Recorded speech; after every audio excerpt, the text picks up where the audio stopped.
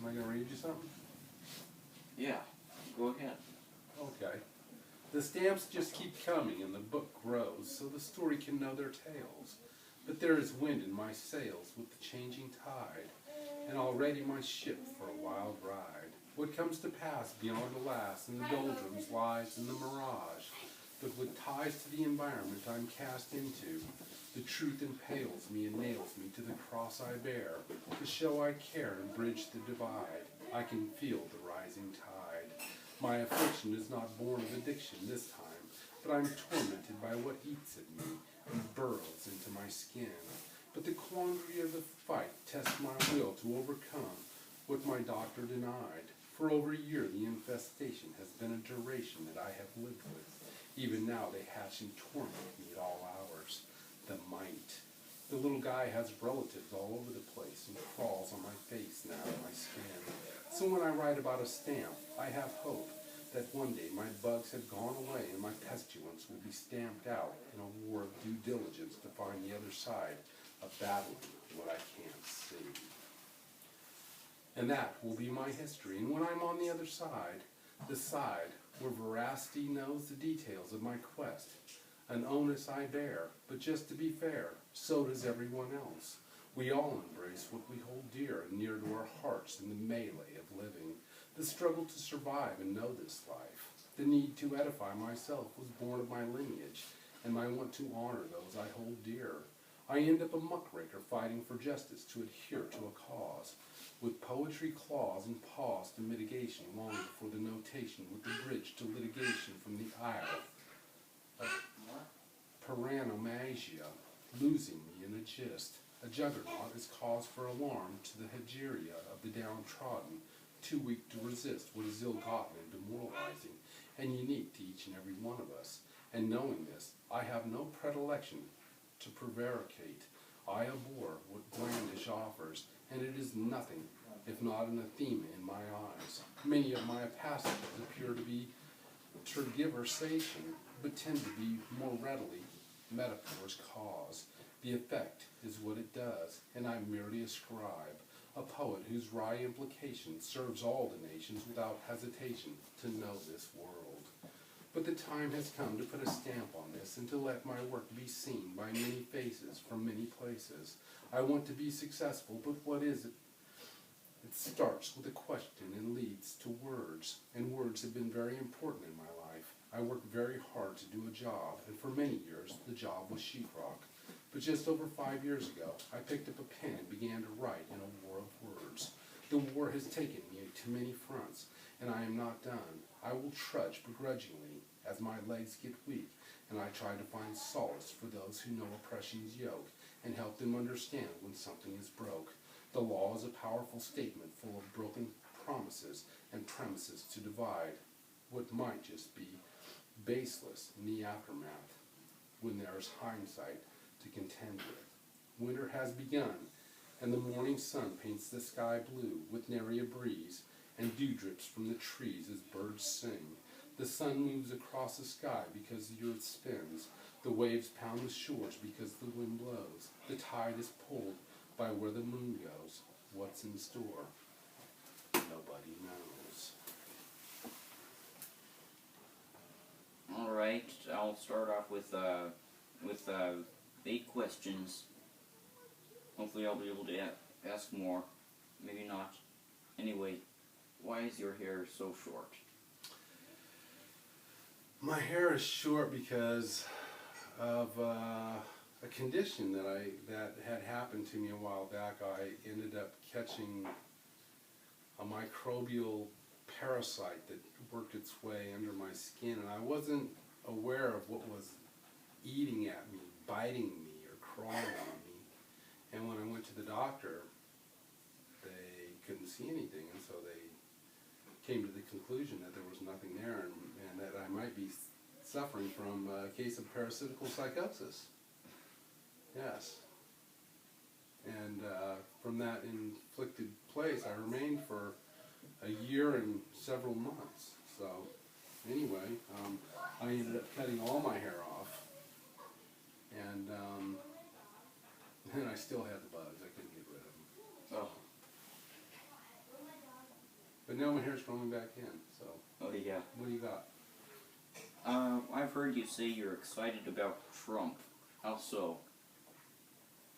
Because I know you didn't support him. Well, to me, Mr. Trump represents a person willing to fight for something that he believes in, so he's not a lot unlike myself. I don't adhere to his agenda for the most part, but I would say that, you know, as I see him going through this presidency, it makes it appear to me that almost anyone can lead, right? Because there are people willing to just jump in line and follow no matter who's leading. And it's just like, wow, where are they leading us? And so Right now it's a third of the population maybe who's willing to fall behind him. But that could change. But, with that said, amongst his supporters, a lot of them are still very happy with what he's doing because he is trying to adhere to his agenda.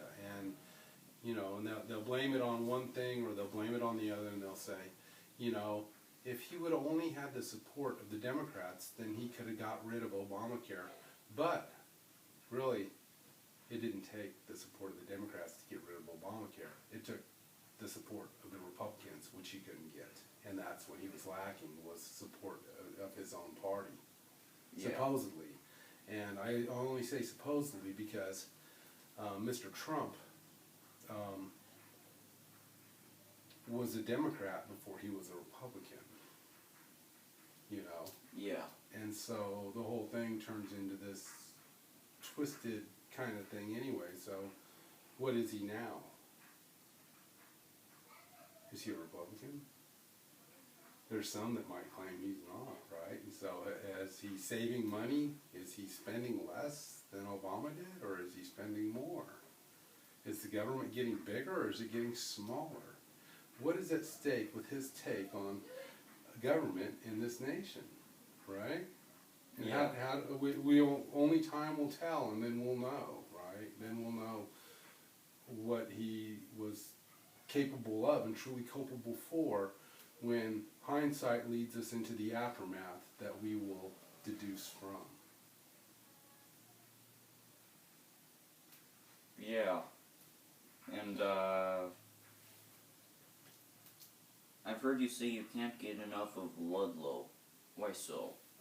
Ludlow is it's a little town in the desert, and you know, I'm looking forward to visiting Ludlow because for one thing, the mites that live under my skin cannot tolerate the lack of moisture in the desert, right? And not that long ago, I had a revelation, and that revelation came to me after I realized that it wasn't the sulfur powder that my buddy Sully Rondo had slept in that killed the mites, but it was the fact that when he returned to his home, he didn't go to his home in Schwillywood. He went to his home in Old Water, and Old Water's in the high desert, very near Ludlow. And he spent time in the desert, and that's what dried these bugs out, and they couldn't tolerate it, and they couldn't live anymore. And so all of a sudden, he's bug-free, right? And I thought all the time it was the I thought it was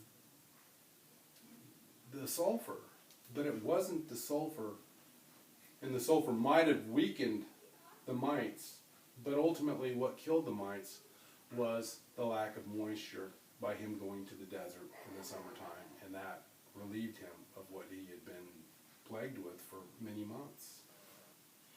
So, and right now would be a beautiful time to be in the desert because of the desert bloom with all the rain they had down there. Yeah. Yeah, I would love to see Ludlow in the desert bloom. I mean, that would just be outrageous. Plus, I've heard of quite a few alien you know, sightings, UFO sightings. Oh yeah, from, a dozen of them over the last. I've counted them. I've documented them, and there's a reoccurring presence that occurs in the desert. That's I think 4 times of some sort of a globe that's orange and fiery, a fireball, an orange globy fireball. That's been seen in Ludlow 4 times, as far as we can tell. Has anybody ever claimed to be, have been abducted from Ludlow and returned? Oh, no, but what's the closest they ever... No one ever even came close to it. The aliens there keep to themselves. Alright, well, my brother, he claims to have been abducted by the aliens, probed, and they tagged him. They not only probed him, they tagged him, right? And so he could see and hear everything, but it was like he was paralyzed, and he wanted to scream, and his lips just wouldn't budge, you know, and it was the probe that made him numb to the effects of what the aliens were doing to him. Strange, yeah. And he spreads his story far and wide. And yes, he lives up in Sahara in Enigma. It's not well known where Enigma is because it's a strange place. So. But anyway. I've heard you say you've had the Blue Lake Police come to your house. What's the story behind that? Well, I was writing letters to governments around the world, and there was a knock at the door, and I thought it was Rock Mooney. Rock Mooney? Rock Mooney, my nephew. Rock Mooney, yeah. He's all in touch with the, you know, he's like a, you know, interdimensional time traveler. He's all into this. The time continuum, yes, he's into the time continuum, right? And he's on this mission to straighten out flaws in the time continuum. And Rock knew he needed to infiltrate my place so that he could have access to the altar and the portal to get into the time continuum. And so, anyway. There's a portal in your house? It's at the front porch. You kind of step through it not knowing when you walk onto the front porch. It's beyond the altar. It's in front of the garage. And the altar is affected daily by the gravity, you know, the gravity of the planet. And the gravity just pulls at the things on the altar. And the altar is shifted by the people that tend to the altar. And for the longest time, that was Viola.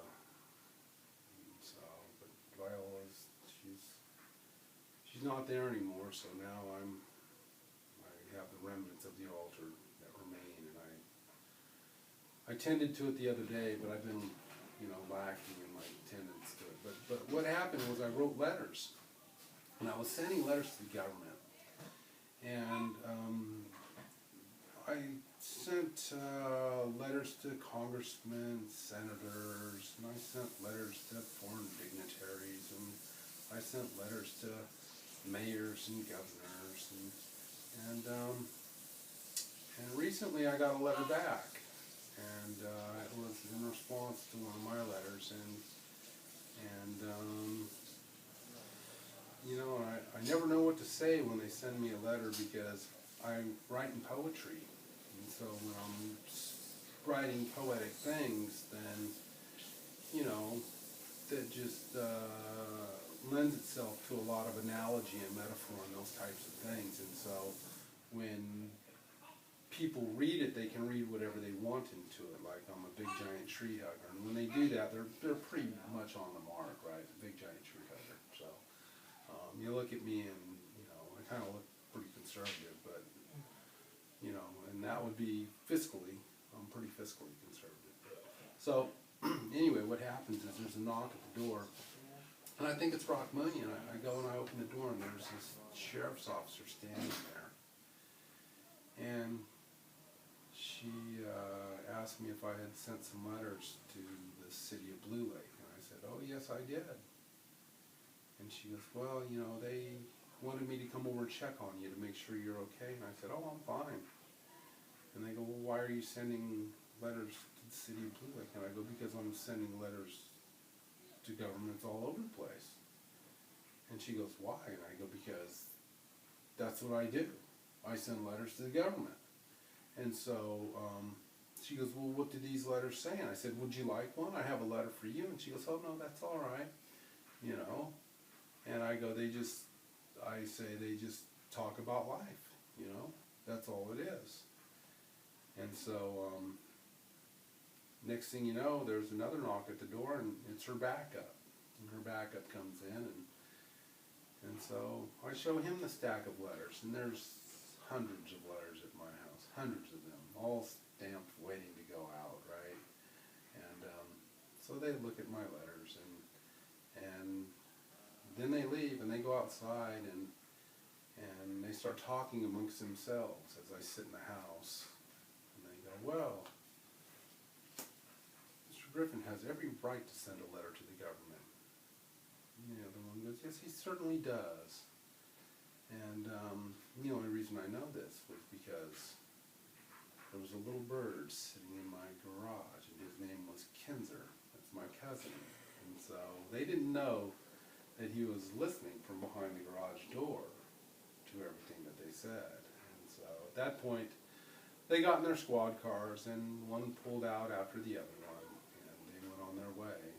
And I continued to send my letters to the President, to the Vice President, to the Secretary of State, to Zimbabwe, to Argentina. How many letters have you gotten back overall? What's the most exciting story that's come from all these attempts? I think it was the one from the Japanese Ministry of Foreign Affairs guy, Musho. Yes. And the Japanese Ministry of Foreign Affairs guy, Musho, was under the impression that I was trying to sue somebody in Japan. And so they told me that I had to go through the Hague, right? And I had to deal with the Hague Conference, or whatever it's called. And so at that point, they didn't realize that what I was doing was I was corresponding to, I don't even know why I was doing it to send a message. And the message is just that, you know, if we're not standing up for something, we're basically standing up for nothing, and that's not something that I want to tolerate for the rest of my life, you know. And so, anyway, what I did was I wrote a reply letter to not only them, I wrote another letter to a bunch of different places, and all the places that I was writing at the particular time. There was like 25, 24, 25, something like that, places.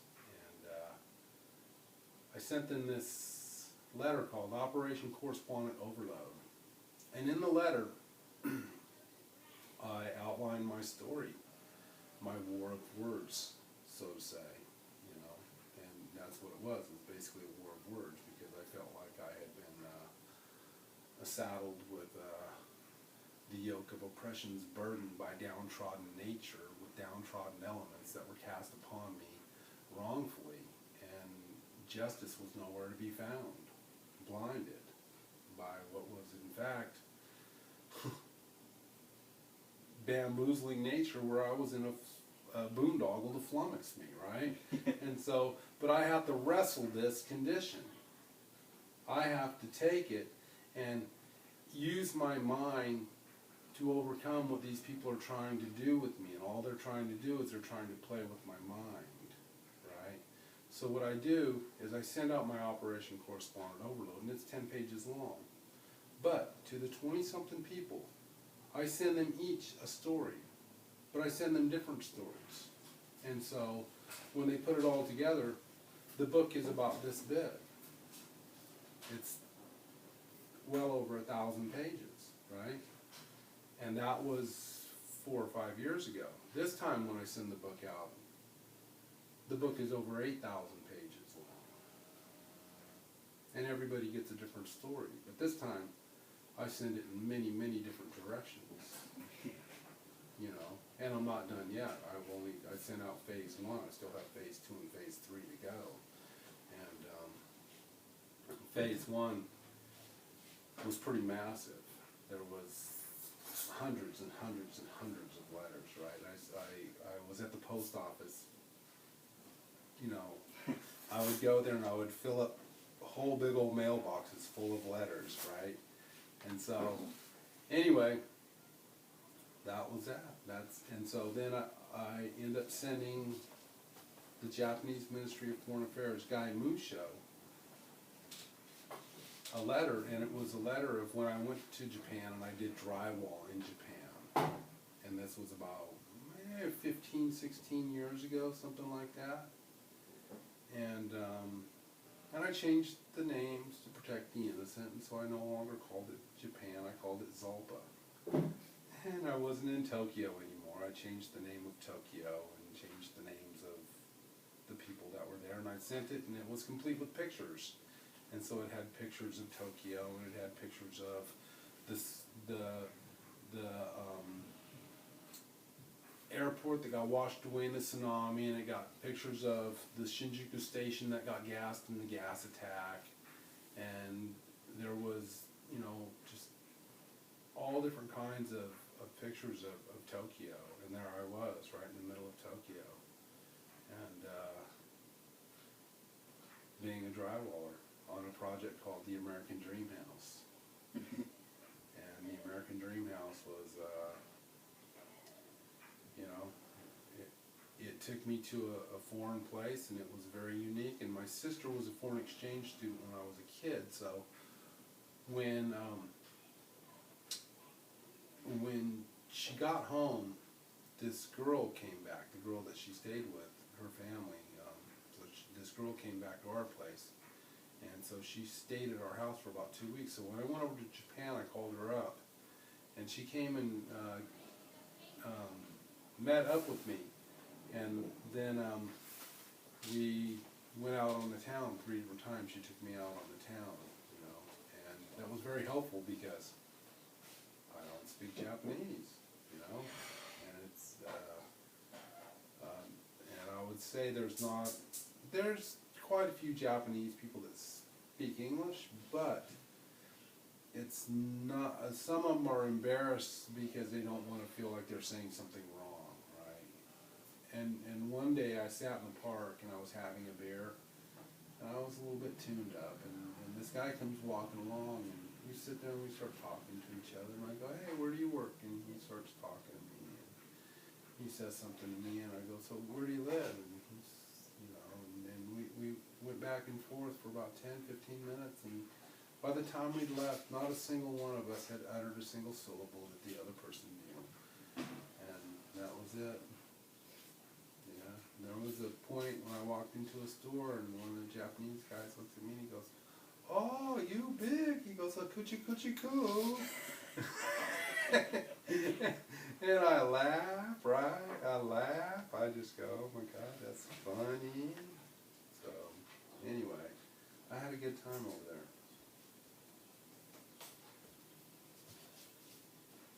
All right. Tell us all about the latest book you're writing. Well, it's not easy because I'm always working on 2 or 3 different projects at the same time. So right now I have this guy, editor guy, who went to Rock Point State University here in Rock Point County in the state of Stambu, but that's on my fictional planet called Rawhead in the galaxy of chaos, and I'm right here in Butterfly Roost on Klecko Parkway at my buddy Tommy D. Mac's house talking to his son Rainer.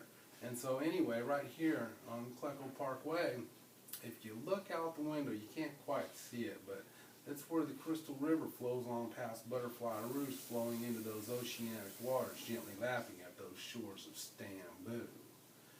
And anyway, so what I do is I just tell my stories, and it's autobiography, but you know, I add a little twist to it.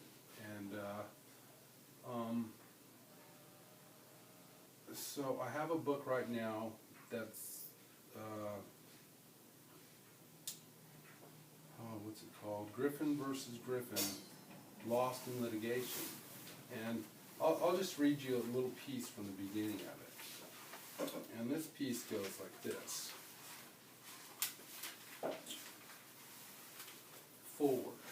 It's January 2017, and the storm has blown in. The wind gusts, and the trees bend as 25-foot waves pound the shores of Stamboo. It's 3 a.m., and in the galaxy of chaos, the planet Rawhead spins out in space. The place is oddly familiar and just like the Earth I used to know, but the story would grow, and I got lost in it. Too much of it was poetry, and the readers got confused and put it down. And I couldn't blame them one bit. I too put it down, and I'm the one who wrote it. It being a story of life, and looking at it. Trying to write an autobiography turns out to be not so easy. The problem is fairly easy to explain. In a novel, there's a plot, and to support the plot, there are a handful of characters to get to know. But real life is much more complex than any novel could ever hope to be. I end up giving names to people who the story will never know, and although some of them are like dead-end streets, this is far from the truth. And oddly enough, the truth is what I was looking for. Facing a dilemma is not easy. I want to present my work in a palatable fashion that gives the reader something to ponder, yet is unique and unlike anything they have ever read. And since the story is based on facts through one man's eyes, and about the life he lives, it will always lack closure. That is, until he dies. But even then, there are things left to consider. The work's impact on the future may be lost if the author refuses to fight. But if he will fight, then the cost is a price he will willingly pay. And even as he writes the story, there will be much the reader cannot know by his work alone. For the truth about a person can never be accounted for through their eyes only. Their actions speak louder than the words that can never keep up with what goes on in a life.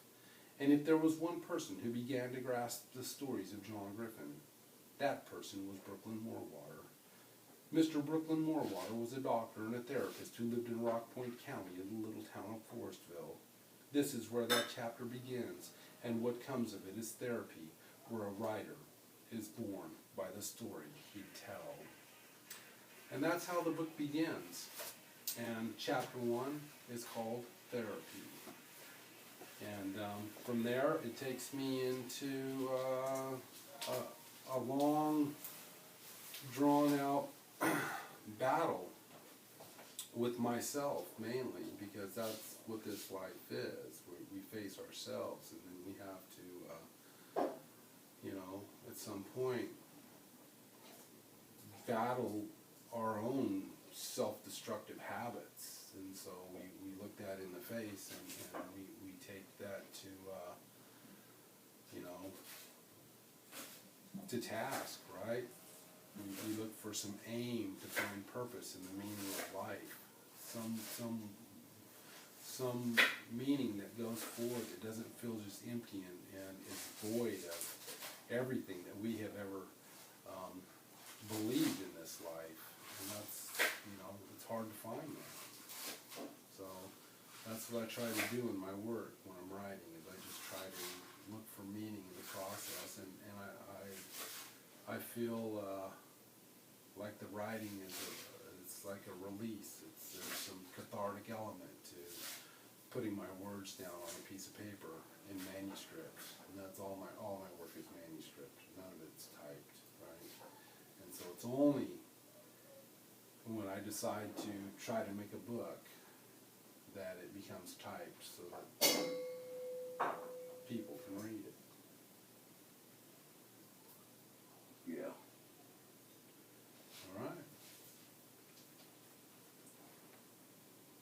called one part of your shtick fake news. What's your take on the whole fake news thing, though? Is society really becoming detached from reality? Fake news is it's a ruse, and there is manipulation, right? And it goes across this nation, and what we get from fake news is not always easy to wow. I don't know. I think we've been manipulated for news longer than we want to believe, right? And I don't think it stops at the news. I think it travels on into our courts of law. I think it has to do with the manipulation of law itself, because the law is subject to human nature, right? Because we're all just humans. It doesn't matter if you're a judge or not, or a lawyer or what. And so we want to believe that we're being told the truth, and we want to believe that honesty has a chance, where ethics plays a role in our lives. But at times, ethics are cast aside, and justice is trampled in the face of human nature. You know? And that's not always easy to contend with. And, would you like to hear some fake news? Yeah. You would? Yeah. Well, I'll see if I can dig some fake news up here for you, right? I don't specialize in it looks like Rainer posted on my timeline. All right, well. I posted the picture I'm gonna show this YouTube video on. Okay. And so, my specialty is, I don't even know what you would call it. It's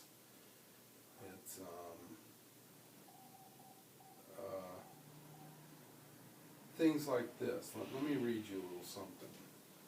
And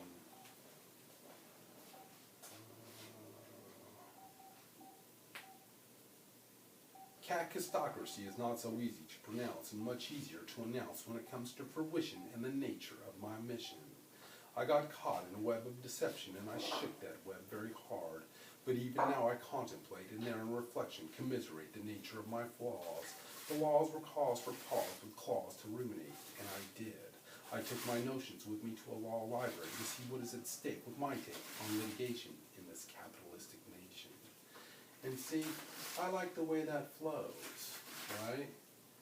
And that's how my story goes. And that's, I write sometimes in a manner where it becomes spoken word, right? But also I like it to be able to stay in tune with the story, right? Where you're not just completely lost in the words, but it's also taking you somewhere, right? Yeah. Like, for instance, this.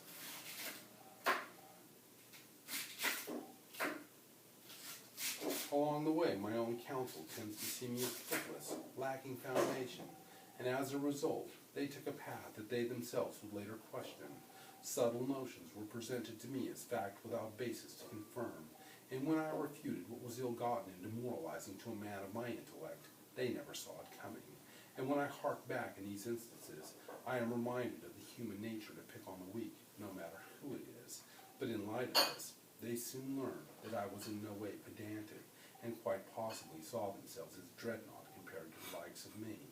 The mind is not easy to figure out, and the people that got to represent me saw me as just like everybody else, and the fact that I was a sheetrocker said volumes about my intellect. Why would anybody subject themselves to the likes of mud and dust? They didn't have to. They surmised that I wouldn't, and not only do they surmise, they use conjecture to conclude with an attitude of self-righteousness and little regard for the ethical duties to a client. But no ordinary client, as they soon would learn, but an extraordinary client, as the tables would turn. You're talking about your incident, right, with the Humboldt County legal system. I would County. say more in line with the California legal system, with and And not, yeah, I mean, it's just, it was a battle with the California legal system. It was a battle with the military legal system. In my eyes, it became a cover-up and a conspiracy against me, John the Drywaller. Yes. Well, what was their motive then? What was their motive was to cover up the conduct on becoming of an officer of one of their commanders. A captain, right? And not just a captain, because her second affair was with a man whose wife was at home dying of cancer. Oh, it was terrible, right? But I didn't want to fight it. But in the end, it was just like going, you know, how do I not stand up to these things, and how do I not step all over these people, and at the same time stand up for myself, because I don't want to be put in a position where I'm paying for this for the rest of my life and not able to stand up for the things that I believe in. Not able to help the charities that I believe in, or stand up, or go visit my mother, or go help my friends and my family when the time comes, right? Because it's all just a ploy and a ruse and manipulation to see how far they can delve into my mind with their veritable documents. So, what I do is I learn how to defend myself with words. And that's all I have is words. But at some point, it becomes all too obvious that I'm fully capable of defending myself and representing myself anytime, any place, and anywhere in this life. Yeah. You know? I know. Really, huh? Shall we get into the fake news? Yourself. Yes. Do you want the fake news? Okay, another one, then I'll ask another question. All right, fake news. Let me see if I can get fake news on here. Where's fake news? Oh man, fake news. Sorry, this is taking so long. You know, sometimes it takes a while to dig up a fake news story, right?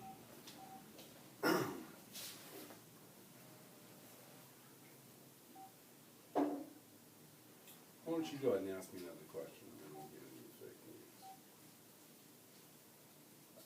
news. This is very important. How about a little ditty?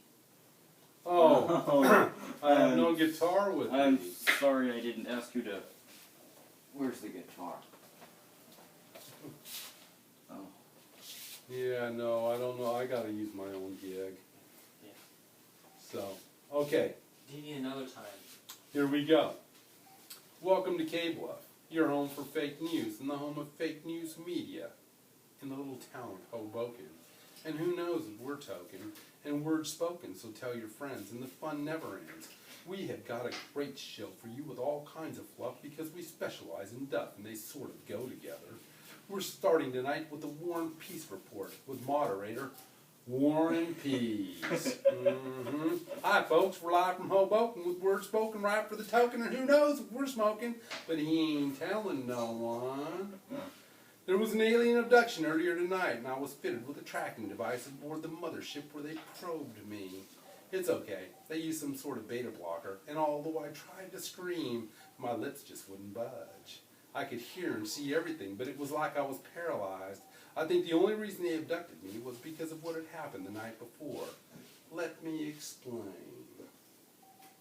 The phone rang amid the eerie silence of my downtown Hoboken apartment. I was startled as I looked over at my Zervion phone. The